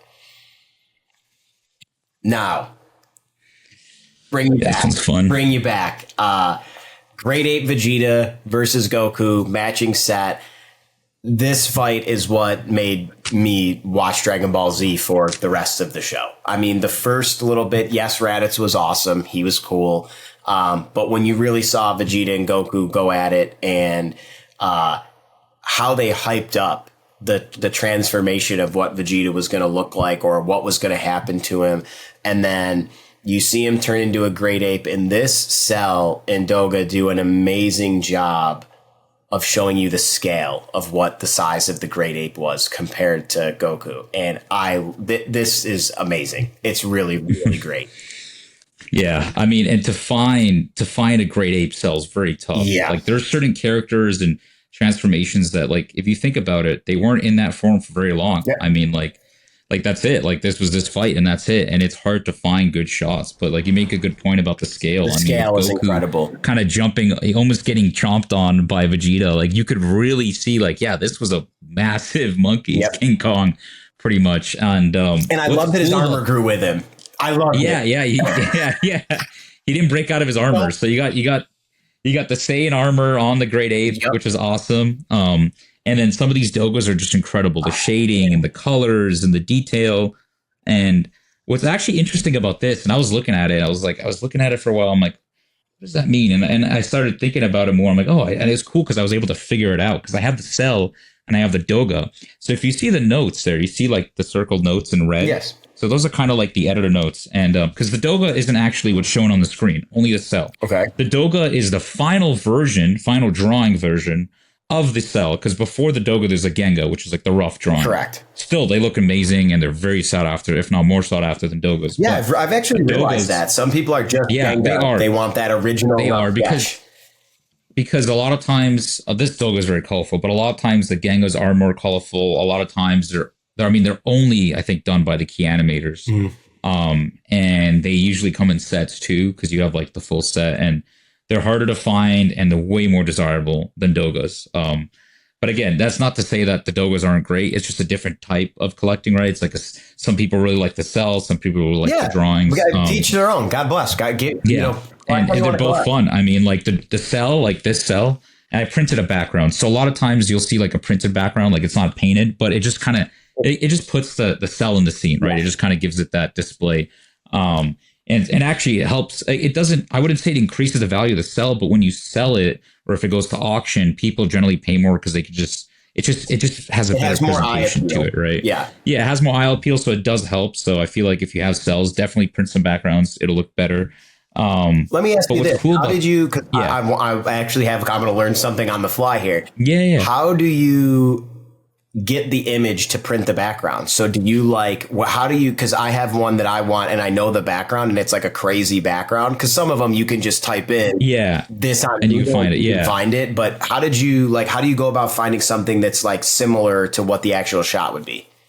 It's kind of a pain in the butt, but what I do when I was printing this, and I actually offered this like as a service for a few people, but it's just too time consuming. But I would go in, I'd find a HD, like I have like the whole Dragon Ball Z downloaded HD like best format of the show, and I would go in and digitally Photoshop out the character to get the background, right? Background. So you'd like lasso him out and pretty much lasso him out, get the background, and like sometimes it looks fine, and sometimes it looks like crap because I use the generative fill to kind of. I'm not a Photoshop genius. I'm just messing with it, but you know, like this, it looks good. I mean, you can only see like cloud in the sky. It's fine. Yep. You know, it's not a big deal. Looks great. But when there's a lot of things going on in the background, it's kind of hard to recreate all that. But yeah, I would literally go into Photoshop and make that and awesome. Kind of and print it out. Yeah. So that was the way that I used to do it. Sometimes you could find backgrounds online, but I think the best thing to do is to try to find one from that scene, from that shot. So that's probably the best way. The problem with that is, so here's a problem. The cells are actually larger than what you see on TV. So like the cells, they cover more space. So like in the show, it's probably going to cut off around where his nose is. It's probably not even going to get the bottom. Like that's why you see at the bottom, it's like unfinished. Like the format is actually different. Yeah, the format. So it comes in like about an inch and a half. So like it cuts off here. So when you watch the show, and then sometimes you have a cell and it goes out, you have to actually expand the background or stretch the background. And that's what makes it difficult, because some parts it looks kind of funky because the cell is literally the raw cut of the show, and you get more into it than you would. And even more so with the douga too, right? Like with the douga, you actually get more, you get the full thing drawn. Yep. So you actually, when you have the cells and the drawings, you actually see more of the show. Yeah, because they're cropping it to be inside of the dimensions of the TV. Exactly, because obviously it doesn't show the cut number, it doesn't show any of this up top, so they crop it in, and it's like it's a decent amount cut off, and it's cool when you get the cells and you're like, oh, I didn't know, like, oh, his full ear is here, oh, his, like, you know, you can get more of the shot. Yep. But just a little fun, you know, thing about the editing and just the way they made these cells, and I only noticed it after looking at mine for a while. So if you, like I was saying here with the editor notes, so it shows here that they colored that in. Yep. They actually colored it in the same color as the rest of his armor there, right? Oh. And so then they crossed it out. You see how they crossed it out? Yeah. Because they made a mistake, because the problem with these drawings is you don't really get, like, it kind of, you could see like he was confusing if that was, you know, the inside armor, or for his mouth, or if it was like his hair. And so what they did was they originally painted it the right color, but then after, you could see here, you could see it's kind of, you see how it's different over there? Because they painted, usually they paint the cells on the back, but they painted on the front because they had to fix a mistake. They actually, instead of like the collar, the blue collar, they painted it white to match the outside collar. And so they had to paint it blue to fix it. And so they literally made that note on the drawing there. Yes. And I only noticed it because when I looked at my cell, I'm like, oh, wait, the paint is on the top instead of on the rear, which is how it's supposed to be. So they would do that just to make some quick changes on the fly. So they had to fix the color, so they would do it. Similar to Broly, when they made Broly, his green hair was an added layer a lot of the times instead of just a yellow one. So, and then here at the top it says clear because that's just, there's no cell, there's nothing to paint there. It's not his hair, it's not his back, it's just clear. So yeah, it's just cool to see that, because like you could actually understand some of the editor notes and see like the thought process. It's not much compared to you, but this is my favorite douga that I own, and it's the first transformation of Vegeta into Super Saiyan. Oh, dude, that's badass. Yeah. Are you kidding me? That's insane. It's really cool, and like you said, when you get these in hand and you get to see where they're, you know, where the shading is and how they're showing the, you know, to where it's supposed to be painted for the cell and how much detail goes into it. But I remember, it's episode 129 titled "Upgrade to Super Saiyan." And I'll never forget when, Vegeta says it was much different for me than Kakarot. Something just snapped. He just comes down and he just beats the brakes off of the android. I mean, just an incredible moment. Same thing here. I'll never forget that, Goku can't move. Vegeta's shot. And Krillin's going to put him out of his misery. And you find out that Goku is just the most kind-hearted protagonist that's probably in any show you've ever seen. And he lets him get back in the pod and go away. He's like, to his detriment, he's too kind, you know? So it's just one of those things. So we've covered Cels. we've covered slabbed comic books. Now let's move into some original art. And I wanted to start with something that was right up your Golden Age alley. Yeah. Educate me here. Blue Bolt Weird Tales of Terror number 117 by LB Cole. I had to look up LB Cole, me personally. Some of his stuff, not only this one, but some of his stuff is absolutely crazy. It is so cool. So tell me about this piece and how you ended up bringing it into your collection and why it spoke to you. Yeah. So as you know, as you can see from before, I love Golden Age comics. So I love the art, especially the covers. The Golden Age covers are amazing. So when I got into artwork, I was like, okay, I got to get some Golden Age art. And then I'm like, everyone's like, whoa, slow down there. Like, pump the brakes. Like, Golden Age art doesn't exist. I'm like, what do you mean it doesn't exist? Like, it's so hard to find. It barely comes up. You know, it's not that it's necessarily cost prohibitive, which it is. I mean, it is getting there, but it's also just, it doesn't exist. I mean, a lot of the stuff has been destroyed. A lot of the stuff is not out there. It's not as plentiful as bronze, silver, copper, modern art, obviously. So it was like, it's kind of like, oh, shoot, like, how am I going to find some Golden Age stuff? And one of the top artists for me was LB Cole. So I love like Schomburg and LB Cole are like the two big Golden Age artists for cover art. I mean, they just did some of the wildest covers, just like pure insanity. And LB Cole in particular, he was great with colors. Yeah. I mean, as you can see in this piece here, I mean the yellows are so vibrant. They are so vibrant. It pops. I mean, the purples and the blues and the greens. I mean, he would have colors. He would have colors on Golden Age comics, on comics that you wouldn't they just wouldn't see those colors often. Like, he'd have some pinks and some greens and some, you know, it wasn't a traditional color palette of Golden Age comics, right? So he would really have fun with the colors. And just like Schomburg, incredibly detailed, incredible artwork. And so a dream of mine was to own an original like LB Cole. And so all of his covers, most of them, unfortunately, have been destroyed. Really? He lost a lot of his art in a flood. Yeah, so a lot of his art was lost in a flood. And we actually have proof. Yeah. So like it's like a known thing that a lot of it was lost in a flood. Later in life, so when like we said, Golden Age collecting is very tough, at least in terms of, I mean, both comics and art, but especially in art. And so a lot of these artists would do recreations after, because people wanted it. The fans wanted it. They wanted to be able to buy their art to the covers that they love. And so Schomburg and LB Cole both did some paintings and recreations later on in life. And this is one of them. So this is a painted recreation by LB Cole. So by the original artist of his original cover later in life. And it's amazing because when it comes to their paintings, they had like full reign. Because when it came to the publishing of the comics, especially the Schomburg stuff, he complained a lot about the coloring that they chose, because there's some funky, there's like Nazis in pink and purple uniforms. Like, there were some funky colors. There's like blue walls in some of his covers. And so like he was kind of annoyed at that. So then when they were able to finally do their own thing, they were able to kind of have their colors the perfect way that they wanted it to be. And LB Cole being like the best color guy. I mean, you could see, he included almost every color in this piece. And I love it. It's vibrant. It sits in my office. It's cool. And he added some extra things that are on this painting that aren't on the original comic book.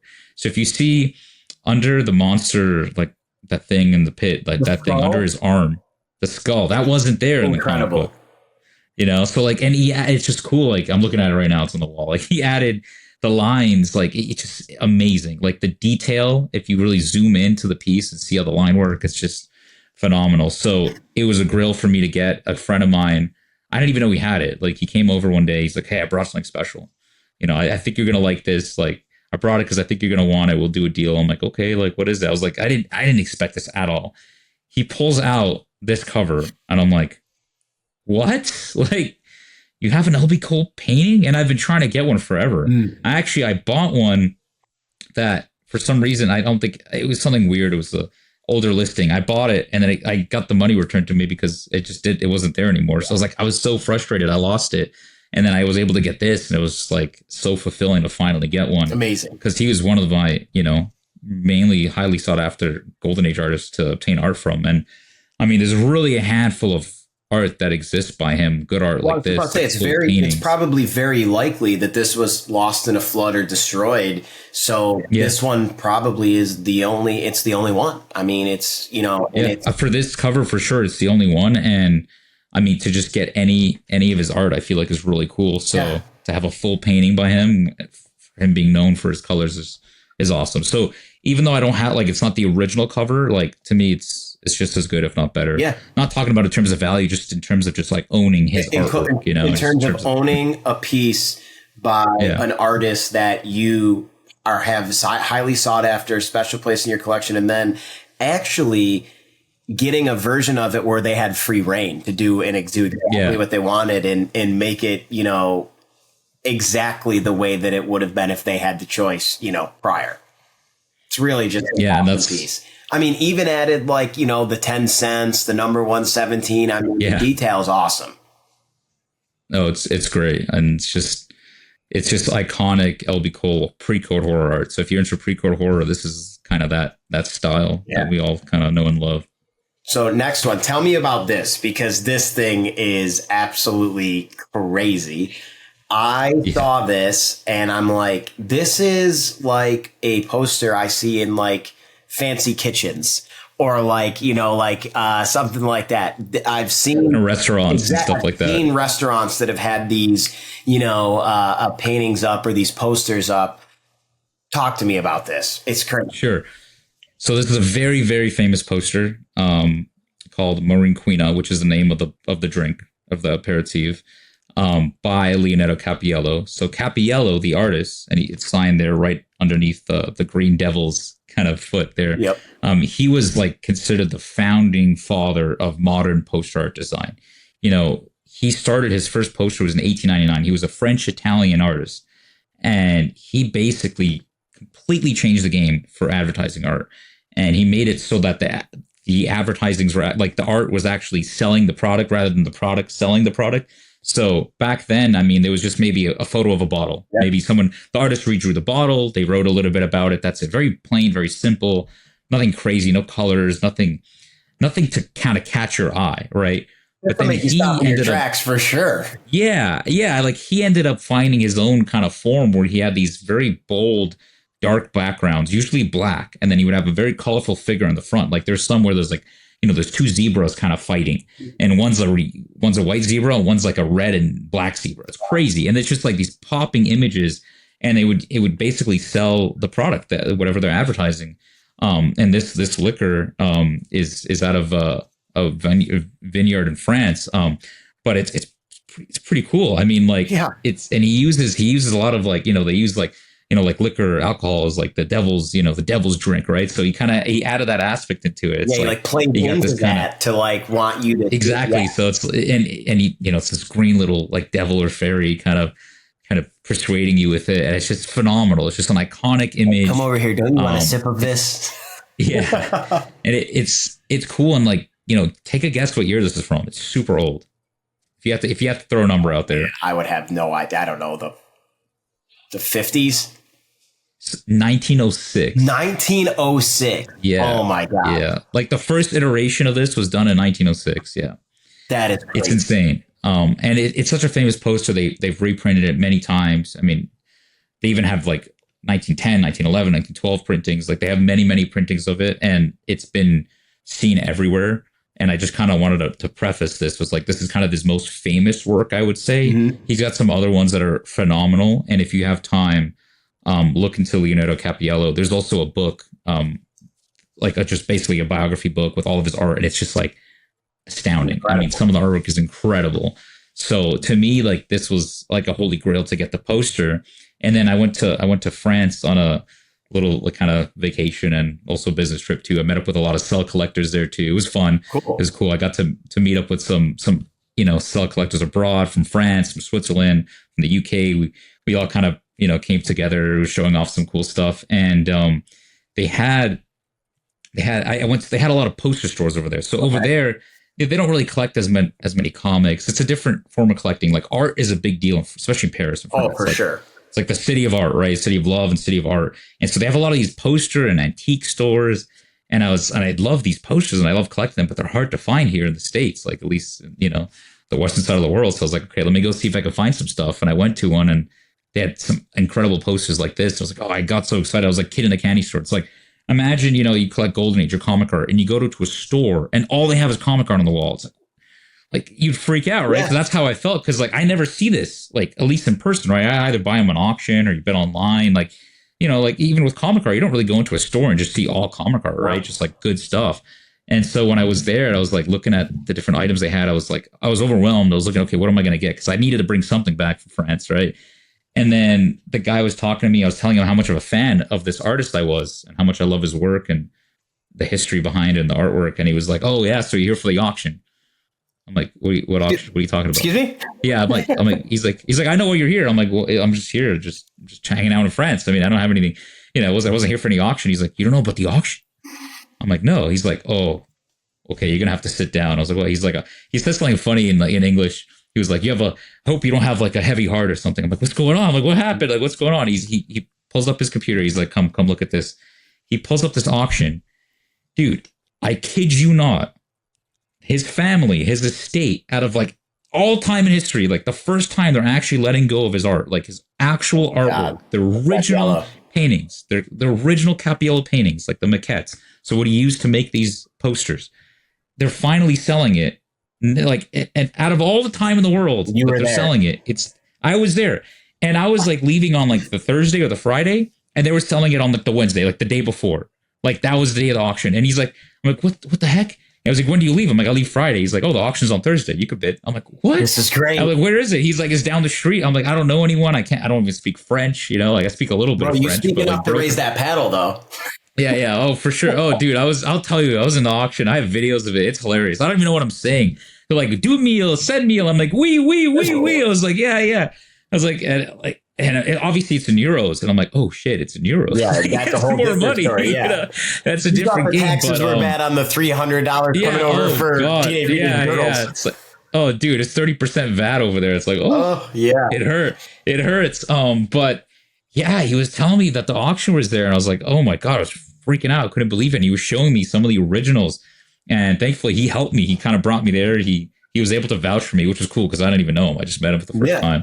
Because otherwise, to be able to bid on these things, they wouldn't let anyone just bid on it like that. You have to kind of register, make an account, register, and all that. So he kind of helped me with that. And unfortunately, and fortunately, the whole trip was like ruined after that because it was like the whole thing was like, okay, I got to get to this auction. What do I bid? I was doing a bunch of research. Like I'm thinking about the auction all the time, and like we didn't end up going to see like the Louvre and the good stuff because I wanted to go see this auction. Yeah, but that stuff will be there. That stuff will be there. But that's the thing, right? That's always going to be there, as cool as it is. So it just gives me another reason to go back. But to be able to randomly be in France, look for those posters, and not only find out that, there's posters for sale, but the art for the posters are for sale, which is like, it just doesn't exist. That art from the early 1900s, like, what? Yeah. So I went there, and needless to say, my dream. So my goal was just to win one piece. I'm like, if I could win one painting, I'm good. And I just got too excited, and I just kept bidding and bidding. And here's a little fun fact about bidding in France. They have different rules there, which is kind of interesting. So if you guys were ever abroad and bidding in an auction there, the guy who was kind of guiding me through this whole process was teaching me about them, and I just couldn't believe it. So, it's pretty honorable, but at the same time, as a collector, it hurts. So basically, the way it works is because, the city cares so much about their culture and their art that if there's an institution at an auction and they decide they want a piece, so like a museum, like even some of the famous museums like the Louvre or Orsay or any of these institutions. It's similar in Italy. It's similar. It is? Okay, so if they decide that they want it, they can get it from the auction, and they don't have to bid. They just have to raise their hand after the auction is done, and they get the piece. Yep. So it doesn't matter if you're willing to pay more. It doesn't matter if you want to continue bidding. It doesn't matter if you throw more money at them. It's like, if they want it and they need it for the country, they prefer it to stay in their country and to stay at 100%. Where it's viewable to their other citizens or to tourism or whatever it may be. It's similar, yes. So that was like, oh wow, that was like a pretty shock to me. I was like, I wonder like how many of those. He was telling me, he's like, so some of these items you might not even be able to get. Like even if you're willing to spend crazy amounts of money, just keep bidding, you might not be able to get them because they just take away that opportunity. As soon as the auction ends, they don't even need to be bidding. They just raise their hand and then it goes to them, right? So then they get it. So that was fascinating. So you're like in the auction, you're there. Tell me about, hold on one second. Tell me about this, because this one it's maybe not the same as, you know, this one, but it has that same art feel vibe.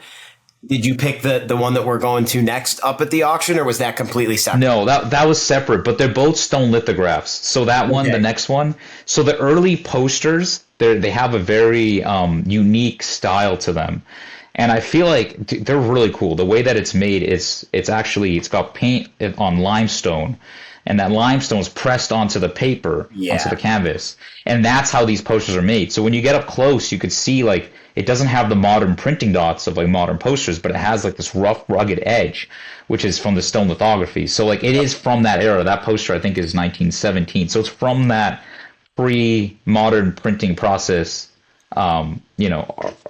poster lithography. So it's when awesome. You sent this over, I was looking at, and for some reason this one just stopped me. I was like, whoa, this is crazy looking.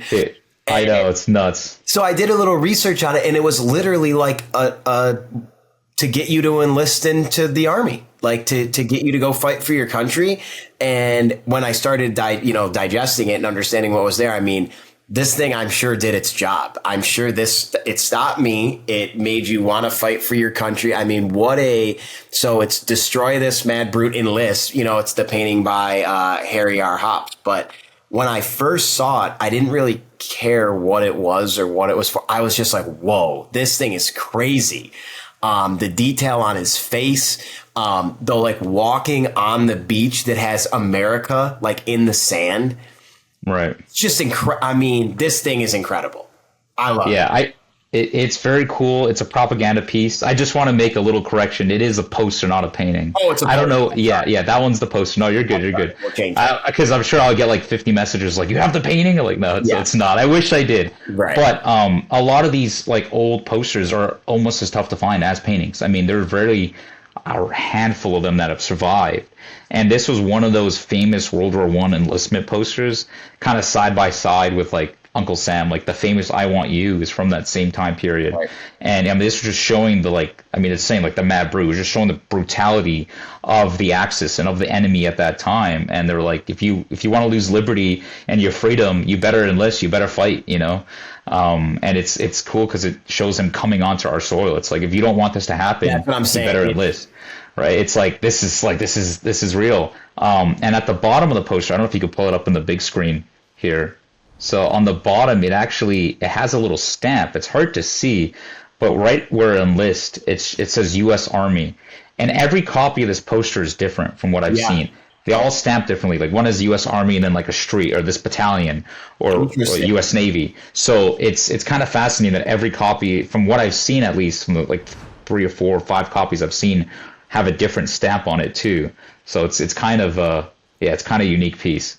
It's very unique, and I think when you're really looking at it, it's a powerful image. Like it really does. Oh yeah, like strike you. And I love like the pointy hat, militarism on the top.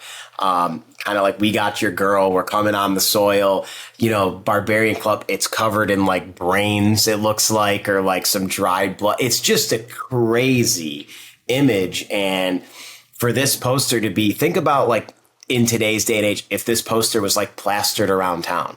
I mean, it's like a mind melt. You know what I mean? No, it's insane. I mean, it was pure propaganda and a piece of its time. And I mean, it did its job, and it showed the brutality of war. And I think it's like the most brutal, most striking war propaganda poster of all time. I mean, I collect war propaganda posters, and I see a lot of them. I find them very fascinating. And this one to me is the one that always stood out to me. Like, wow, damn, it's intense. It's super intense. It's intense. And it's like, it's just enough. I feel like, because it has like it has the dried blood on, on his club. Like it's just enough where it's like scary enough where it's not like too over the top, where it's just blood everywhere and just like too over dramatic, but it's just enough to like get you kind of like riled up. So I feel like it's just the perfect also, strike. The art itself is very well done, obviously. I think sometimes people assume old with like not good, or like like vintage. Like this is maybe it's because it's a very iconic image, or I've been seeing it a lot, but like I actually believe like the art on here is very good. Oh, it's great if you look at old posters or something, and I'm like, not really too much. Like it's okay, or maybe that was it for the time, but like you could see this in like a gallery now and be like, holy crap. You know what I mean? Yeah. Like where some of that maybe didn't translate. I love this poster. It's really great. Yeah, it's a good point. I mean, a lot of those early posters were done by illustrators, highly talented illustrators. I mean, if you look at the detail of the gorilla and the ape itself, I mean, it's just, look, like, it's just amazing. What caught me too when I really looked at it was like the individual wisps of the mustache, like going. I mean, it's just, it's really cool, man. It's really cool. And then moving on to another just really cool piece. I mean, this is Overstreet comic book price guide number 10 by your guy Schomburg. But what's crazy to me is like this is the cover to like a Bible for the collectors of our time. I mean, Overstreet was one of the most important publications to a collector that you could have for a very, very long time. And you own the cover for one of the first 10 Overstreets that ever came out done by Schomburg. I mean, it's incredible. Yeah, I mean, a lot of us, it's kind of like our thing. It was like the Overstreet cover guide was back in the day before the internet and before eBay, and even during these times. I mean, it was the piece of information, the book that was like our Bible that we went to for collecting comics, and it was the source of information, man. Yeah. You know, I mean, and it's a great book, and there's outside of the values and the numbers, like there's a lot of good articles in the beginning and in the back, and then obviously you got all the dealers there. So if you ever wanted to find something, you could call all the dealers, whether you have a collection or if you're trying to buy something. It was a great book, and to have like one of the more iconic covers of of that run, this one, and to have an original published Schomburg cover with Marvel characters. So original licensed Marvel published cover, like, is insane to me, like by Schomburg. So like that's why it's one of my grails. And if you look at the naval base, it's in the shape of a swastika, and the boats are parking inside of the yeah, it's crazy. I mean, Schomburg had a wild imagination. This was done, I believe, in the 80s. Just like holding the B-52 bomb, you know what I mean? Yeah. Like, just I know. Safety first, right, Cav? He's got like a live bomb in his hand, but the flame of the Human Torch. Oh yeah, I mean, incredible. It's incredible. Schomburg was really well known for his flame effect and his oil rigs and his explosions. So like you see the smoke and the explosion there, and then the torch with all of his line work there. It's just awesome, and the colors. I mean, to me, nothing beats this. This is like one of the prized possessions, I'd say, in my collection for sure. You said the smoke. What's interesting is one of the things that caught my eye was the ripples and the explosions of the water. They're all so detailed. Like the ripple effect that's going around from each of whatever it is, bomb, round, whatever that's hitting the water. But then like the effect of the water going back up and splashing, they're all different. They all have a different size or a different scale. They're all heavily detailed, and it really makes it feel like you're in like the battle zone. You know what I mean? Like you're inside of it. And between that and then, as you said, the smoke, where I liked was the bright yellow that then transitions into the dark from the fire from the plane behind him. It's just, I mean, the composition of this piece, parking inside the swastika, the guns going off, having three iconic Marvel characters right in front. It's just, this thing's amazing, man. This is really crazy. It's a beautiful, beautiful piece of art. Yeah, and what makes it more mind-blowing is that this was done, I believe, in the 80s, either late 70s or 80s, and Schomburg was born, I think, in 1905. So, I mean, this would make it so that he was pretty old. I mean, getting up there to the 70s or 80s. Doing stuff like this, which is like, It's insane. Yeah, I mean, because if you think about it, he was working on the Golden Age, and his first pulp cover is like an early magazine from like 1925. So, I mean, like to do that from such a young age now to even at his older age here, like to be able to still paint and draw this well, I think is pretty incredible. Like legitimately a lifer, like legitimately a lifetime artist. 100%, 100%. Throughout generations of, work, to still be able to do something like this at that stage of your life is just wild. And then, for you to have a love for Schomburg and then be able to land it in your own collection, I mean, it's got to feel just... I'm assuming you had to pick this one up from like an auction or something. This had it came up on auction, and I was lucky enough to get it. That's awesome, dude.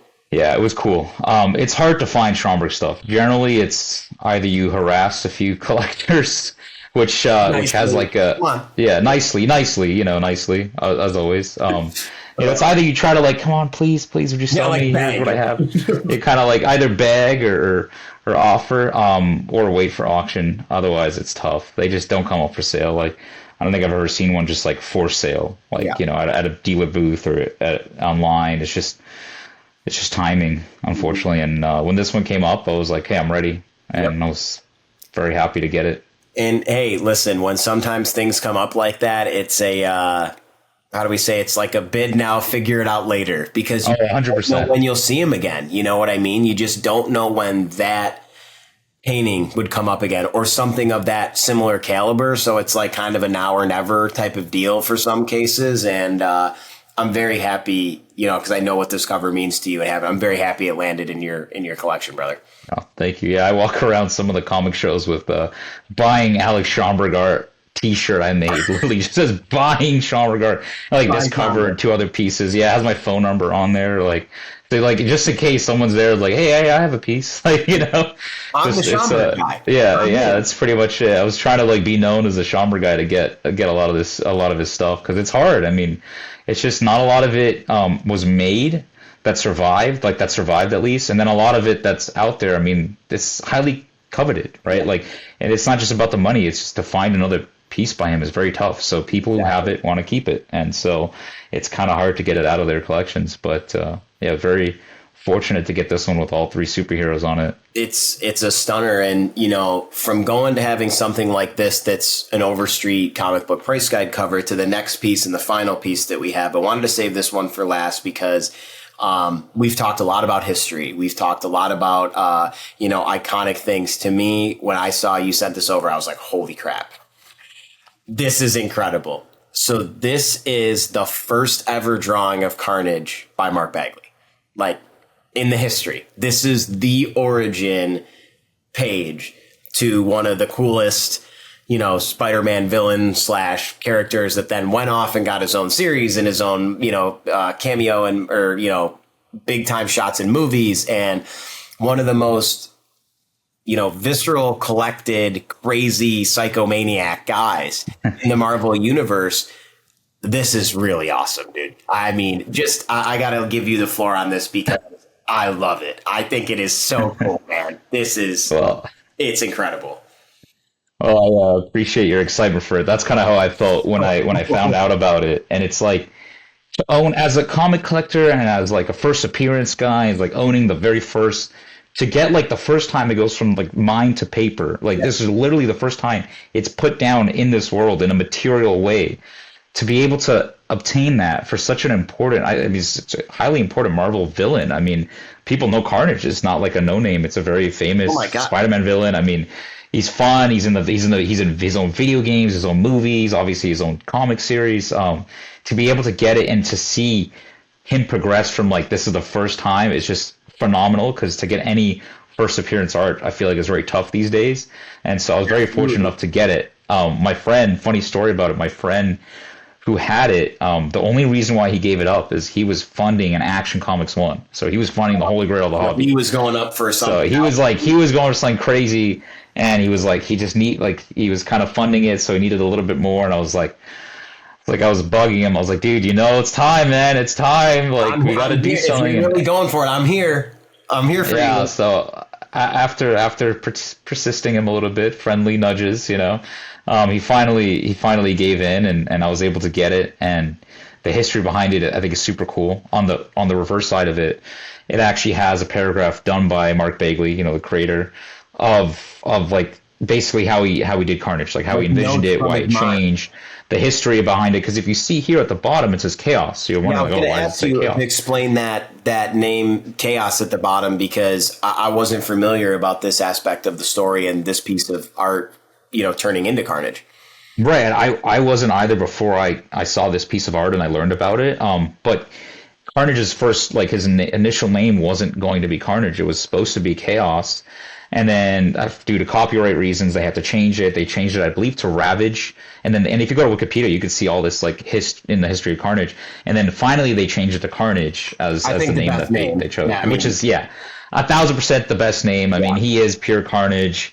It's obviously synonymous with the character now. And in the back where Bagley talks about it, because if you look at it, it looks like Carnage, but it's like, even for me, I'm like something's off. Like it doesn't look. Like there's something different about it. Obviously, there's a lot more of the alien substance and all those tendrils, and it even says on the text there, it says not hair, tendrils of alien substance, like not to confuse it with hair. But when I read his explanation, it kind of made a lot of sense. So what they did was, so the original colors of Carnage was swapped. So it was the alien tendrils that were red, and his body was black. But then what Bagley said was it looked like the character took a shotgun blast to his chest. It looked too violent. It looked too gory. So it was, and he said it's the days of the code after all. So they had to swap the values. So that's why Carnage is now red with all those tendrils being black. So they swapped the values on it. They lowered the amount of tendrils, and then that's what Carnage is today. But what's cool about it, if you look at this character like closely, if you look at least that front shot or even the side profile, kind of looks like Scream. And then later I feel like I believe I saw an interview where Bagley they were like, okay, like we had this, why don't we use this for a female symbiote? And then they kind of used it for Scream, so it has that look to it too. So that's another kind of part of the history behind it, which I think is very fascinating. But to get like the true first appearance like this, to me, is like a piece of Marvel history. First appearance art to me, even more than me personally, more than like a page from 361 or something like that. Right. This is the very base bones, the first time that it was ever taken from, hey, we're designing this character. This is, here's the ideas. Mark, do your thing. This is what came up. And what I really love is that you get the full figure shot. Then you get kind of like the hunched over what he would look like with the tendrils coming off the back. But I love the top right headshot. I love the top right headshot. It's amazing. Yeah, it's great. And then when you know the history behind it too, it kind of just makes it that much more sweet. So with swapping the values now, makes sense of why now we see Carnage's veins being black and his body being red, and then the things coming off of him, rather than it would have been just maybe too much of a mess of being just too black or, too much dark or whatever it was. But the changes that they made obviously are the Carnage we know and love. But I think you have something there where the top right headshot gives me major Scream vibes. Like it does 100%. And that was the first thing I thought when I saw it too. And I definitely think that they took some inspiration. I feel like they used, and I do believe he said that somewhere, where they kind of used this concept later to design Scream, because it is very similar to Scream. But definitely a very, very cool piece. Man. Holy smokes. It's a fun way to end it off. Yeah, and I mean, Yaniv, I wanted to say it's been an absolute pleasure having you on the show. I mean, we've seen each other in passing for a couple years now. We always say what's up to each other, but we never really had a chance to like sit down and chat and go over some of the things that you have in your collection. And where are you going to be set up next? You got any shows coming up? Yeah, so the next big show that I'm set up is at Collector Summit. That's going to be in Dallas at Heritage. That's an awesome show. I don't know if you've ever been, Matt, but you should come out to it. It's a lot of fun. Very, very focused, geared towards collectors. I mean, it is literally at Heritage Auctions. It's at their gallery. I mean, I have to plug it. It's one of the best shows if you're like a diehard collector, you're looking for rare items. And I believe there'll be more art this year too, because they're trying to add more art. It was very like Golden Age and pulp and kind of focused at first, and now it's just kind of kept branching off. So I'll be set up there. That's going to be November, I believe, 8th and 9th. And then I'll be at the Houston Bedrock City Comic Con Okay. So Bedrock City, Richard Evans, a great dealer. He's putting on a big show there. So I'll be there, and I'll be at the OFCon, which is the Oklahoma show. So I'll be set up at those shows. Great. I'll probably be in New York, so probably you guys will see me in New York. I was gonna say maybe we'll see each other at Comic-Con. Yeah, you know, at Baltimore Con. I'll be at those. I'll be set up at Baltimore, so I'll see you there. You will? Okay, perfect. Yeah. So I'll be there as well. But yeah, so I mean, I'll try to go to most of the big fun shows. Yeah, man. So well, yeah. I can't thank you enough. I know you're a busy guy. I know you got a lot of stuff going on, but I just think for the version of Collector's Cash that I'm trying to bring to life, you had a great collection for this because I feel like the blinders are off for you. It's it's, hey, this is beautiful art. I love it. Hey, this is great, nostalgic value, or, I collect the Cels for this reason, and I collect, Schomburg because my ties to history. And what I really, love about collecting is that everybody collects differently and everybody has their own way of doing it. And, following you on Instagram for, the years that I've had and seen, the range of what you brought and what you post on your page, I was like, I got to end up getting Yaniv on the channel. So I'm super happy we did. And shout out to your Instagram. We'll make sure we put it up on the bottom of the screen here. But give Yaniv a follow, StreyFlexin. You will see some very rare, unique, fun items. And again, man, thank you for taking the time. I really appreciate it. And we got to do a show sometime. Maybe we get you and Brandon on here. We have like that'll be fun. We'll see what we can do. Who's got the better Dragon Ball Z cell collection or something like that. But again, man, thank you for your time. I really appreciate it. And anything else that comes up in the meantime, you reach out to me and we'll see what we can make happen. Yeah, awesome. Love to do it again, man. Thanks again. It was a lot of fun. All right, Yaniv. Thank you very much, man. Appreciate it. Take care.